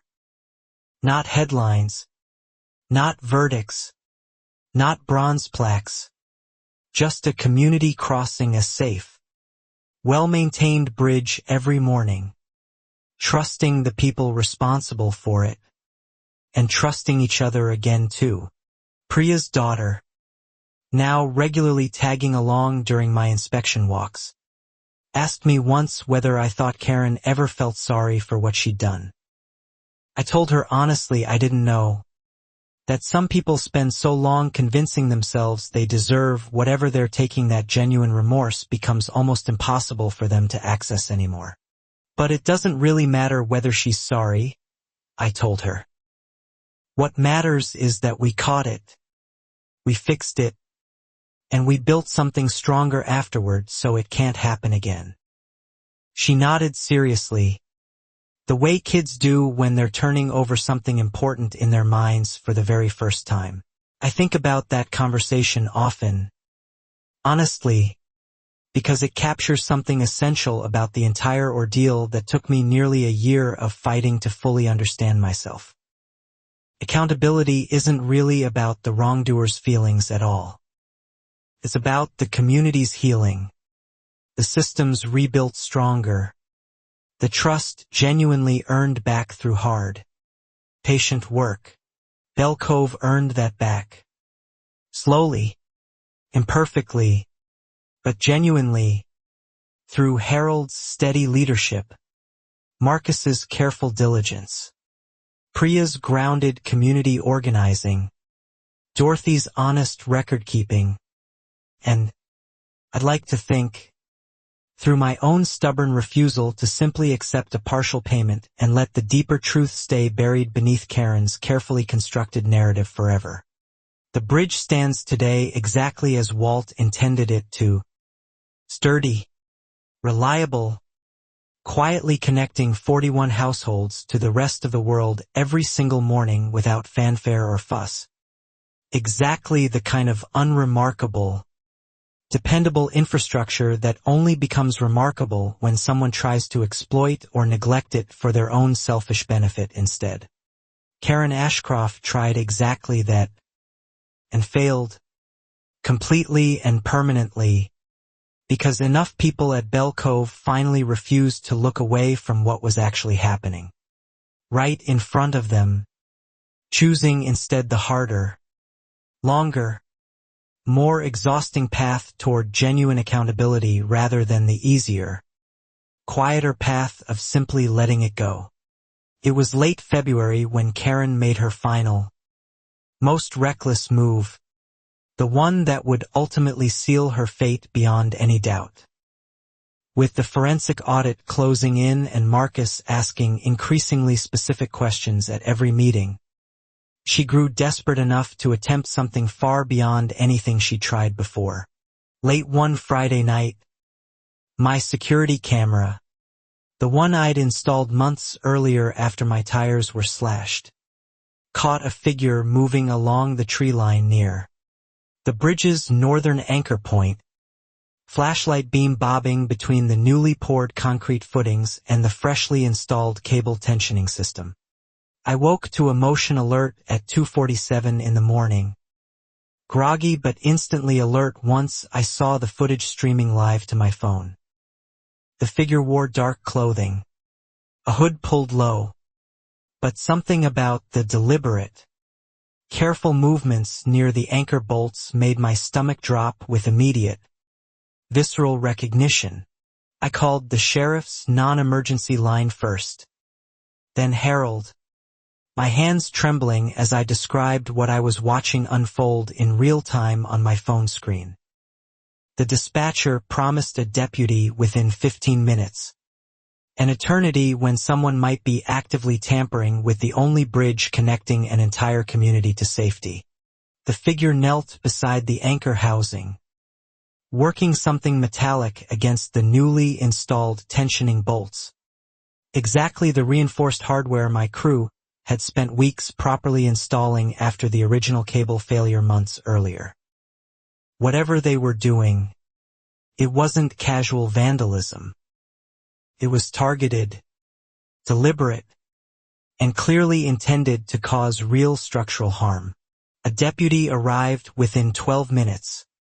Lights off per my earlier request to avoid spooking whoever was out there, and approached quietly along the shoreline path. The figure bolted the moment headlights swept briefly across the tree line, sprinting toward a vehicle parked in the shadows just outside the community's northern access point. The deputy gave chase on foot but lost sight of the fleeing figure in the darkness near the marina parking lot, though not before catching a partial license plate on a sedan speeding away from the scene, a detail that would prove enormously significant once investigators ran it through the county database the following morning. The plate traced back to a rental vehicle, leased 3 days earlier under the name of Karen's sister, visiting supposedly from out of state, though hotel records the deputy pulled that same morning showed no actual reservation anywhere within 60 miles of Bell Cove for anyone matching that name during the relevant period.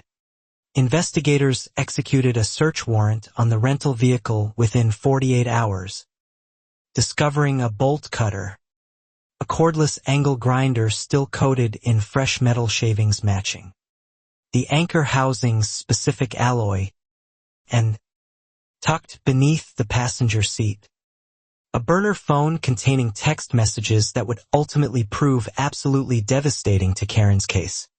The messages, recovered despite an attempt to wipe the device, revealed a conversation between the burner number and Karen's personal cell, arranging the sabotage attempt explicitly, discussing which anchor bolts to target for maximum visible damage without full structural failure, a calculated attempt to manufacture a crisis that would justify her earlier alternative bridge proposal. Reading the transcript later, provided to me by Diane once the criminal case incorporated this new evidence, I felt something colder than anger settle over me, a recognition that Karen hadn't simply been desperate or reckless in that moment. She'd been calculating, willing to endanger 41 household safety purely to salvage her own crumbling scheme. The person driving the rental car, turned out, wasn't actually Karen's sister at all, but a hired contractor named Dale Petrov, someone Gregory's landscaping business had used, occasionally for demolition work, paid in cash and instructed, according to his own statement once confronted with the burner phone evidence, to make the damage look like random vandalism. Dale, facing his own potential charges for conspiracy and attempted sabotage of critical infrastructure, cooperated immediately once investigators laid out the evidence against him, confirming that Karen herself had approached him directly, offering $1,500 cash to damage the anchor bolts just enough to force another emergency closure and repair dispute. Her plan, according to Dale's statement, had been elegantly cruel in its simplicity. Sabotage the newly repaired bridge, blame the damage on shoddy workmanship from my recent repair job, and used the resulting public panic to push through her previously failed special assessment for an entirely new, separately funded bridge project instead. It would have worked, too, if the sabotage had gone undetected, if my security camera hadn't caught the movement, if the deputy hadn't arrived quickly enough to force a hasty retreat before the damage was fully completed. Instead, the attempt itself became the single most damning piece of evidence in the entire case against her. Karen was arrested that same week, formally charged now with an additional count of conspiracy to commit criminal mischief and reckless endangerment, charges that carried significantly more weight than the financial crimes alone, given the explicit intent to compromise a structure carrying vehicle traffic for an entire residential community daily. The bail hearing that followed was tense, prosecutors arguing successfully that the sabotage attempt demonstrated Karen posed an active, ongoing risk to Bell Cove residents and to the integrity of the pending fraud investigation itself. The judge agreed, setting bail high enough that Karen remained in custody through the remainder of the proceedings. News of the attempted sabotage spread through Bell Cove almost instantly, and the community's reaction shifted from lingering sympathy for Karen, held by a small handful of residents even after the fraud allegations surfaced, into something closer to unified, genuine alarm at just how far she'd apparently been willing to go. Priya told me, gripping my arm tightly outside the clubhouse the morning the news broke, that she couldn't stop thinking about her kids crossing that bridge every single school morning, completely unaware that someone had been kneeling beside the anchor bolts in the dark, deliberately trying to compromise the very structure keeping them safe. Dorothy, usually so composed and measured in her reactions, admitted she'd actually cried reading the transcript excerpts included in the local news coverage, horrified that a woman she'd once trusted enough to vote for twice had been willing to risk actual physical harm to children and families purely to salvage her own financial scheme. Harold called an emergency community meeting that week, not to debate policy this time, but simply to give residents space to process what had happened, to ask questions, to voice their fear and anger openly in a setting where, for once, nobody was managing the narrative or spinning the truth for personal advantage. I spoke at that meeting too, describing the security footage, the 2:47 a.m. phone call, the terrifying minutes waiting to learn whether Walt's Bridge, had been compromised by someone willing to endanger an entire community rather than simply admit wrongdoing and accept the consequences of months of documented fraud. The room was different that night, quieter, more solemn. The earlier divisions between those who'd trusted Karen and those who'd questioned her from the start finally completely dissolved into shared, unified relief that the sabotage attempt had failed, and shared, unified resolve that nothing like it could ever be allowed to happen again. Marcus proposed additional security measures for the bridge that same evening.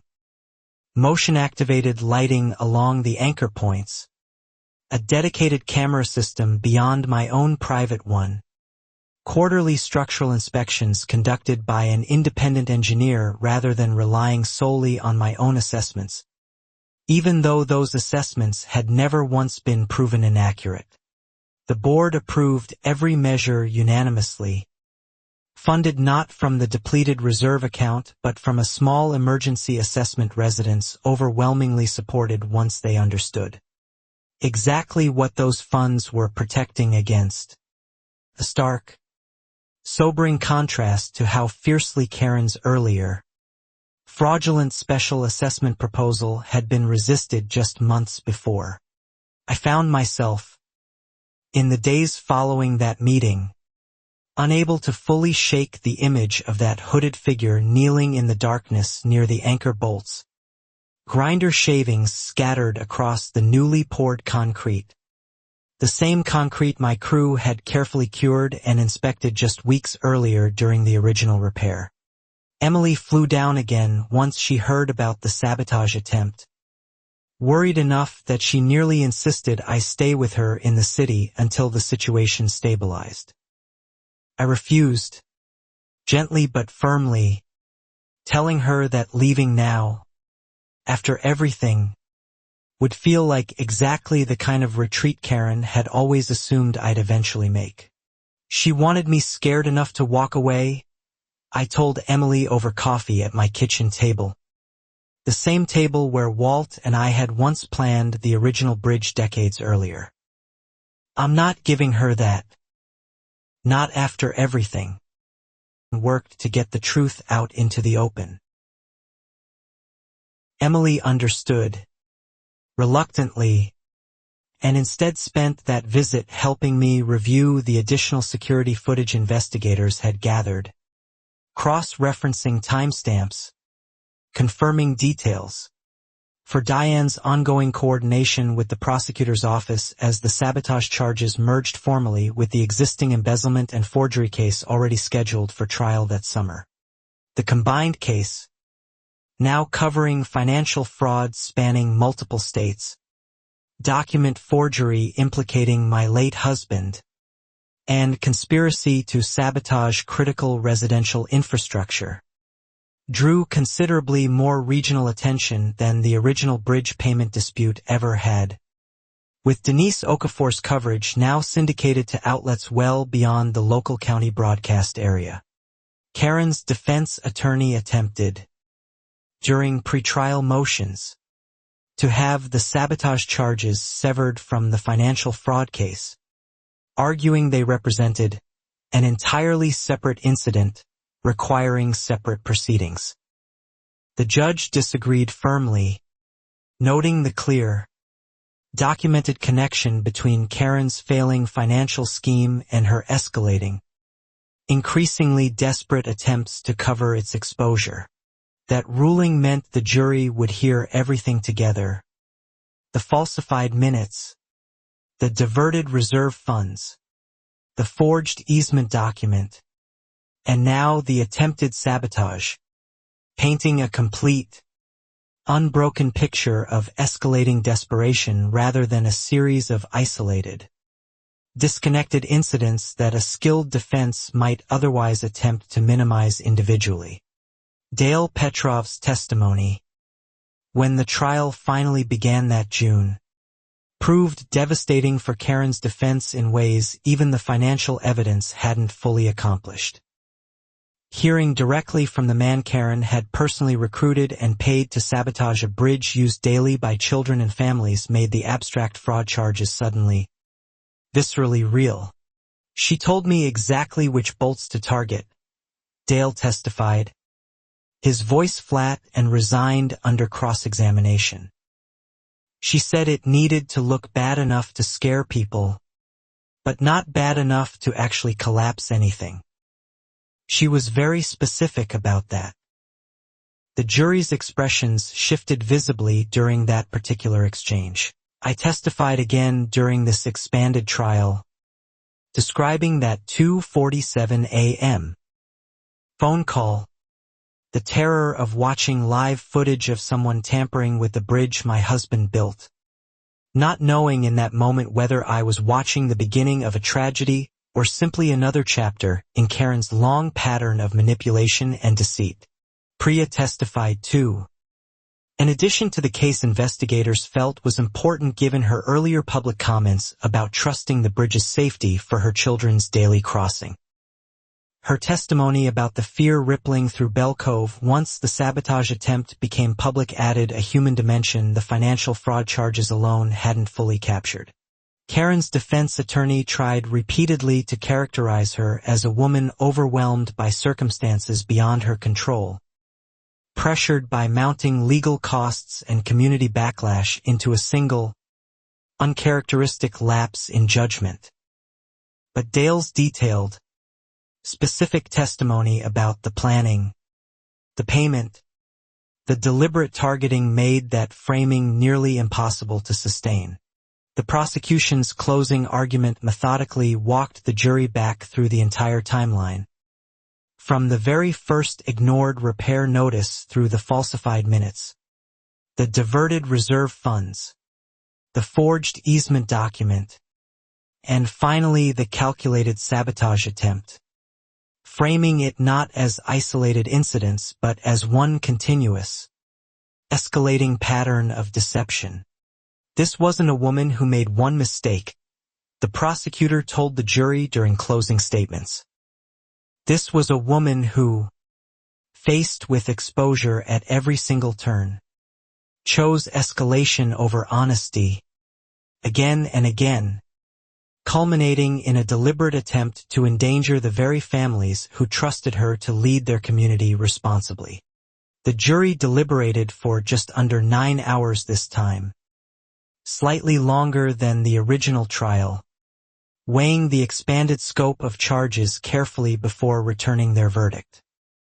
Guilty, once again, on every count, including the new charges of conspiracy to commit criminal mischief and reckless endangerment stemming from the attempted sabotage.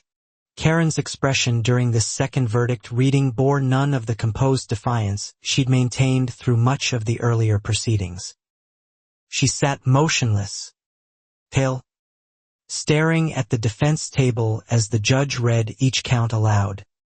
The full weight of everything finally, completely, undeniably settling over her at once. Sentencing for the combined case followed 3 weeks later. And this time the judge's tone carried noticeably more gravity than during the original hearing. "You didn't simply steal money," he told Karen directly. "You attempted to compromise the physical safety of an entire residential community to protect your own financial deception. That is far graver." The sentence reflected that gravity. 4 years in state prison rather than the original 18 months in county detention, along with an extended 8-year probation period and a permanent, unappealable bar from any homeowners association leadership or financial oversight role anywhere in the state for the remainder of her natural life. Dale Petrov, having cooperated fully and testified against Karen, received a significantly reduced sentence of community service and probation, avoiding prison time entirely, a resolution that felt, to most Bell Cove residents I spoke with afterward, appropriately proportional given his willingness to tell the full truth once confronted directly. Gregory Ashcroft, whose cooperation had proven essential to the original fraud case, testified once more during this expanded proceeding, describing with visible pain his gradual realization that his wife's schemes had escalated from financial deception into something that could have genuinely hurt or killed innocent people crossing that bridge every single day. "I knew about the invoices," he admitted during his testimony. "I told myself it was just aggressive accounting, not really theft. But when I found out about the sabotage plan, I couldn't stay silent anymore. That crossed a line I never imagined she'd actually be willing to cross." His voice broke slightly reading that statement. The revelation that Gregory had known about the sabotage plan before it happened, and had reported it to investigators only after the fact rather than warning anyone at Bell Cove beforehand, complicated public sympathy for his own cooperation, though prosecutors ultimately credited his eventual disclosure as still valuable to securing the conviction. I struggled with that particular detail for weeks afterward. Honestly, the knowledge that Gregory had known, even briefly, that his wife intended to sabotage a bridge used daily by children, and had said nothing until confronted directly by investigators already building the case against her through other channels entirely. Diane reminded me gently that Gregory's moral failures, whatever they were, weren't ultimately my burden to resolve, that the justice system existed precisely to sort through exactly those kinds of complicated, imperfect human choices, and that my responsibility had simply been to tell the truth honestly and let the process work as intended.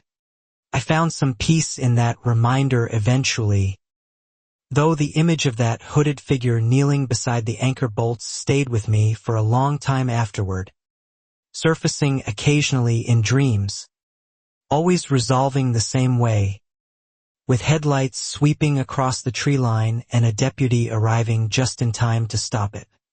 Bell Cove's additional security measures, the motion-activated lighting, the expanded camera coverage, the quarterly independent inspections, all remained permanently in place. After the trial concluded, a lasting, physical reminder of exactly how close the community had come to a genuine tragedy rather than simply a costly, drawn-out financial dispute. Harold, reflecting on the entire ordeal during a quiet conversation on my porch that autumn, told me he sometimes still couldn't quite believe how far things had escalated. From a simple unpaid repair invoice into attempted sabotage and a multi-state fraud investigation spanning years of Karen's history across 3 different communities. None of us saw this coming, he admitted. Not really. With someone difficult, someone controlling, someone who didn't want to pay her bills fairly. We had no idea just how far she'd actually go to protect a scheme that size once it started genuinely unraveling around her. I didn't have a good answer for that either. Honestly, beyond the simple, hard-won understanding that people capable of sustained deception on that scale rarely reveal the full depth of what they're willing to do until circumstances force their hand completely, and that recognizing the pattern early, whenever possible, mattered enormously. The community held another gathering that autumn, quieter than the earlier dedication ceremony, less celebratory and more reflective, acknowledging not just the bridges, restoration but the genuine danger the community had narrowly avoided through a combination of luck, my security camera, and a deputy who happened to arrive quickly enough. Priya spoke at that gathering, describing how the experience had changed how she thought about community involvement entirely, how she'd learned that trusting leadership blindly, without genuine transparency and accountability, left families vulnerable in ways she'd never previously considered before Karen's scheme and its escalation into attempted sabotage. Dorothy spoke too, her voice steady despite the emotional weight of the topic, thanking Harold, Marcus, and myself specifically for refusing to let the situation simply fade away. Once the original financial settlement had been reached, for continuing to push toward full accountability even after receiving what could have felt like sufficient resolution. You could have stopped once you got paid, she told me directly, in front of the assembled residents. The bridge was fixed. You'd won your case. Full truth anyway. And because you did, we found out just how dangerous the situation had actually become before it was too late. I hadn't thought about it quite that way before. Honestly, the choice point where accepting the financial settlement alone might have felt like sufficient justice, letting the deeper fraud investigation and eventual sabotage attempt simply unfold, or not, without my continued involvement or public testimony throughout the expanded proceedings. But stopping had never really felt like an option. Not once Harold showed me those falsified minutes. Not once Marcus uncovered the pattern of inflated invoices. Not once Emily built that timeline across his dining room wall. Walt's bridge had taught me, decades earlier, that half-finished repairs are sometimes more dangerous than none at all. You can't stop reinforcing a structure halfway through the process and expect it to hold reliably. You finish the job properly. Every weld, every cable, every anchor bolt, or you risk everything you've already invested collapsing entirely under pressure you failed to fully account for during the repair. The same, I'd learned, was true of accountability. Bell Cove's bridge stands today. 4 years now since Karen's original sentencing. 6 years since that first corroded cable stress fracture I flagged during a routine inspection. Sturdy, reliable, thoroughly reinforced against both structural failure and the kind of deliberate sabotage nobody at Bell Cove ever imagined they'd need to guard against. Karen remains in state custody, her earliest possible release still years away, her name occasionally surfacing in regional news coverage whenever another HOA fraud case makes headlines. Somewhere in the state, journalists sometimes referencing Bell Cove's story as a cautionary example of exactly how far unchecked authority can eventually escalate given enough time. I still maintain the bridge, still walk out to its center most evenings when the lake goes still and golden, still feel Walt's presence in every cable and weld beneath my feet, grateful now not just for what he built decades ago, but for the community that ultimately proved worthy of defending it alongside me. Emily visits regularly now, no longer just for emergencies or trial testimony, but simply because Bell Cove has become, again, the kind of place worth visiting, worth trusting, worth building a life around. She brings her own daughter sometimes now, letting her toddle across the bridge deck under careful supervision, laughing at the lake breeze. Priya's daughter, now nearly a teenager, still occasionally helps during my inspection walks, having developed a genuine, lasting interest in structural engineering that Priya credits, half joking, entirely to watching a stubborn widow refuse to let a corrupt HOA president bully her out of a fair repair contract years earlier during one difficult year.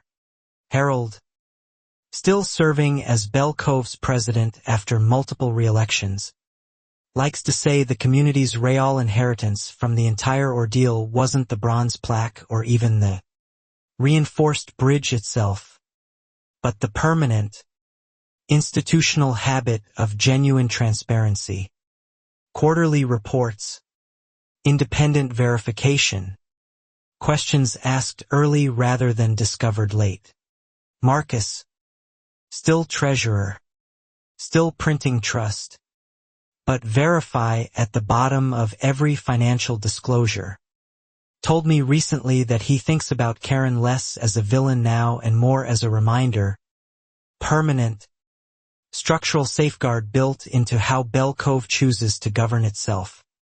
Precisely because forgetting the lesson would be its own kind of danger. I think about her sometimes too, though less often than I once expected I would.